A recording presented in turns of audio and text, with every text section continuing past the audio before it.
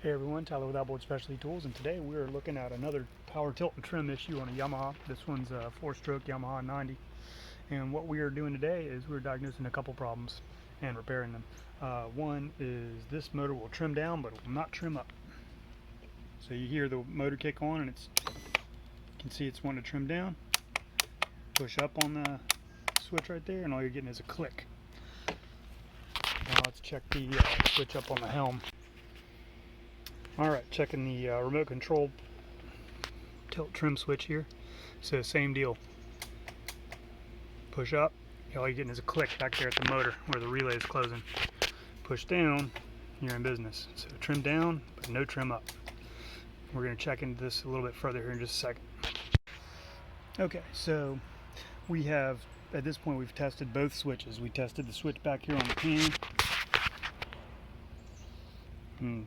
Getting a click on the upside, and we're getting power to the downside. I can't trim this motor down any further, it's just going to keep plowing into the dirt.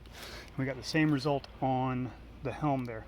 So when you have both switches at the remote control and here on the pan doing the same exact thing, generally speaking you can rule out the switches as the cause of this failure. Normally you're looking at a failure further down the line, and it's a good idea to look at any points that they have in common, which on most motors is going to be the trim relay. So what we've got right here is our relay. Looks like somebody's been in it in the past.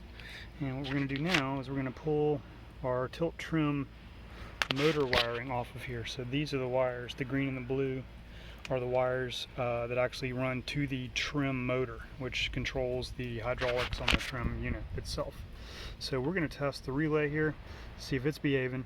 And then if it's not behaving, we're going to, if it is behaving, we're going to figure out where else our problem could lie. Normally, it's going to be right here. If you have power, you know, in only one direction and not in both directions, generally speaking, it's a relay issue. So, first step we're going to take here, go ahead and unbolt this thing.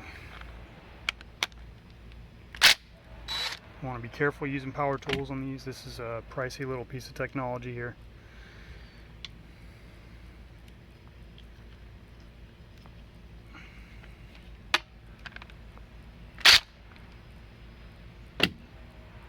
It's definitely not a big deal to back these out with impact. Generally speaking, when I go back in with these bolts, I make sure to use just regular hand tools. Okay, now we've got our trim motor leads out of the way. I'm going to go ahead and connect up a multimeter here.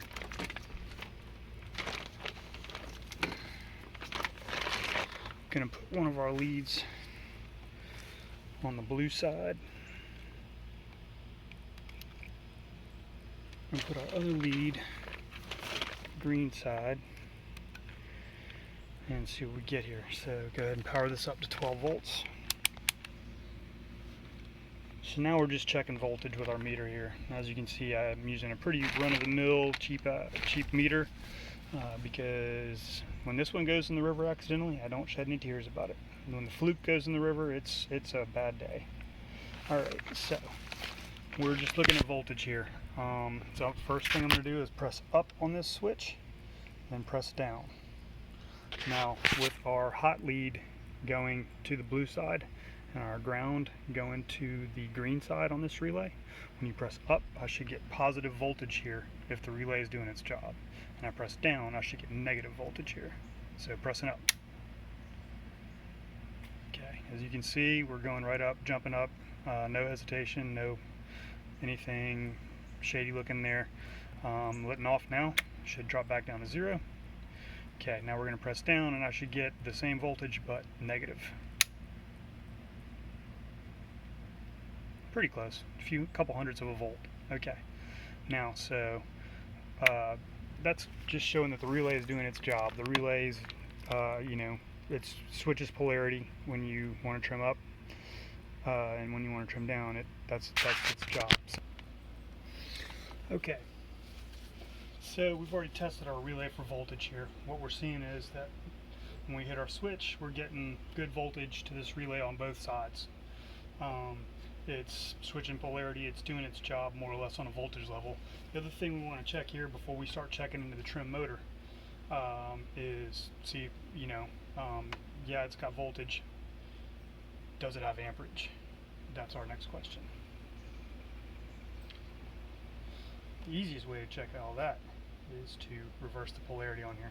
So now I'm going to move the green wire on our trim motor up to the blue terminal and move our blue down to our green here. So now, instead of getting nothing on the upside, should be able to get this thing to trim up. And let's tighten up the terminals. That's what a smart person would do. Just gotta get this baby tightened up.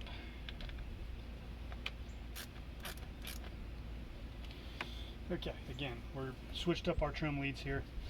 We're just seeing if we can get anything out of, we're really just checking both sides of the trim motor at this point.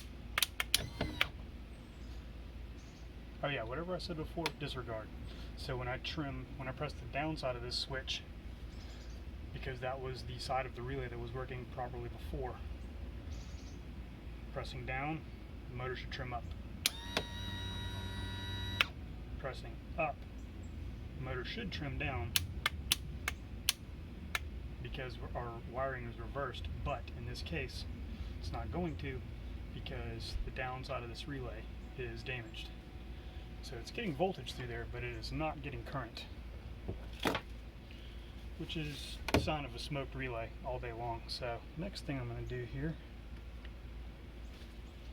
back this stuff back off, show you guys how to very quickly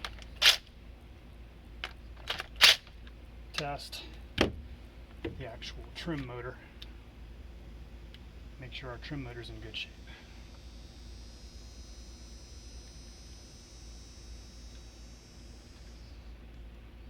Go ahead and pull these covers off here. These are our little caps. We cover off the hot and ground supply to the actual relay itself.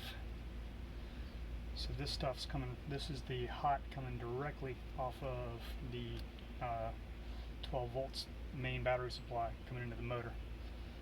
Right here, and this is our main ground for the relay. So if our trim motor is in good shape, we can check these contacts right here and reverse, go one way, blue hot, green ground will go up, and green hot, blue ground will go down. So let's see what we get.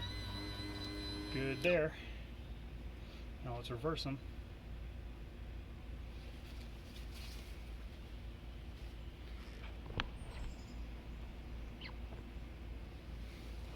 And with our blue on the ground side and our green on the hot side, the motor should go back down.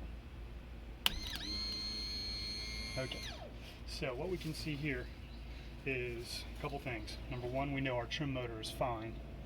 Number two, we know that the supply, the hot and ground voltage and amperage going into the relay are good. We know that our switches are testing out good. At this point, we know beyond the shadow of a doubt that we have a damaged relay. And so step one here, or step whichever, is we're going to wind up replacing this trim relay. Other thing we're going to check out while we are looking at this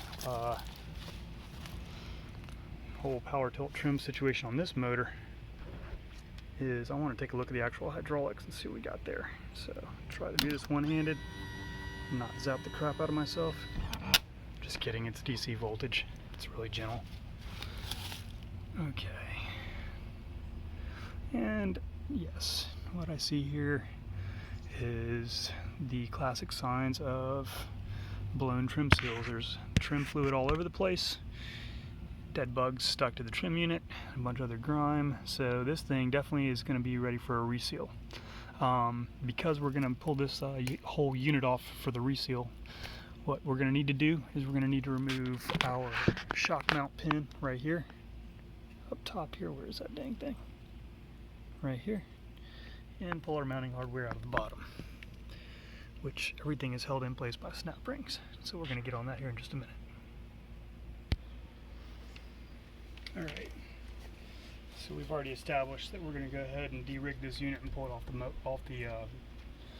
motor. So our little boots come off. Go on our little parts bin. I'm going to tape a lead on here so that when I'm fishing this stuff back through, make it.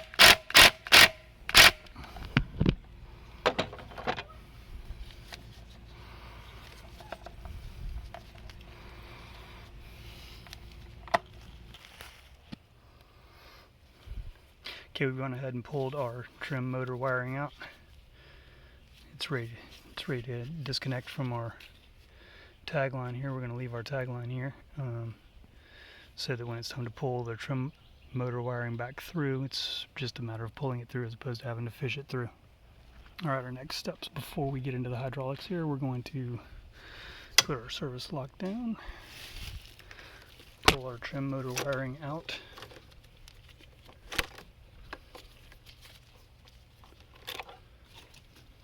get everything else clear. We're going to let off on our manual release, which is right here. So, get our screwdriver in here.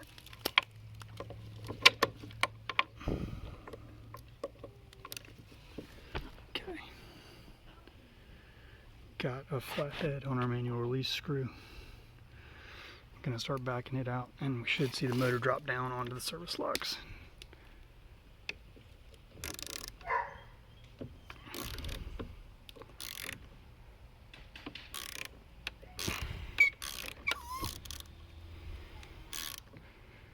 Okay, screws backed all the way out. Now we're ready to get into the hydraulics. Hydraulic assembly is coming off.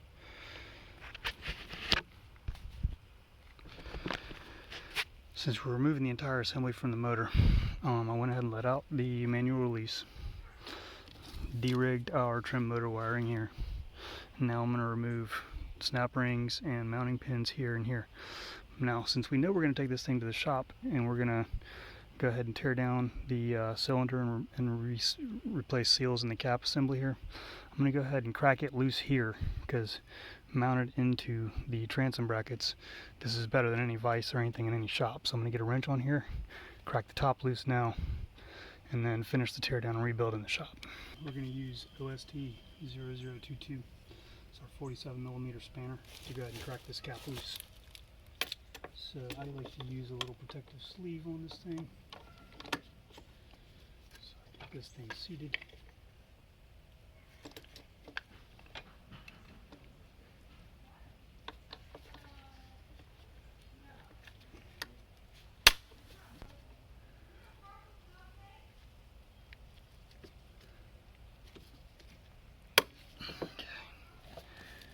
And now we're ready to pop it loose with a wrench with the ratchet.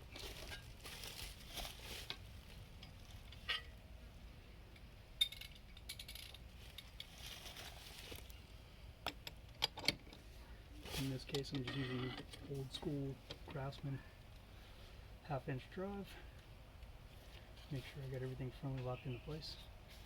Put my trusty $1 jack handle on it and pop it loose.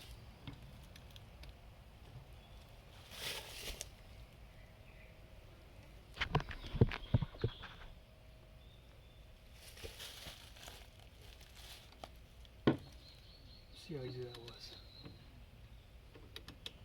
So easy when you use the right stuff. Okay. Now,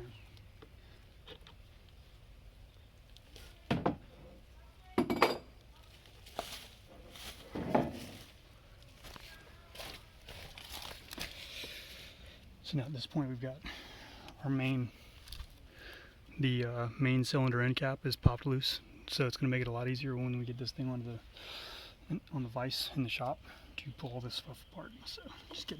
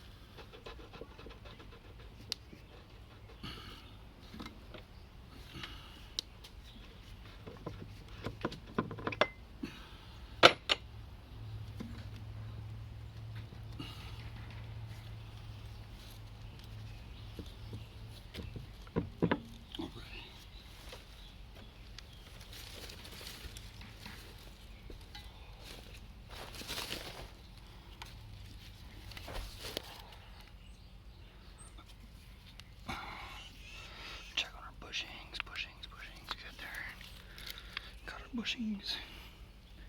Top side, okay. Whole thing goes in a bin and off to the shop we go.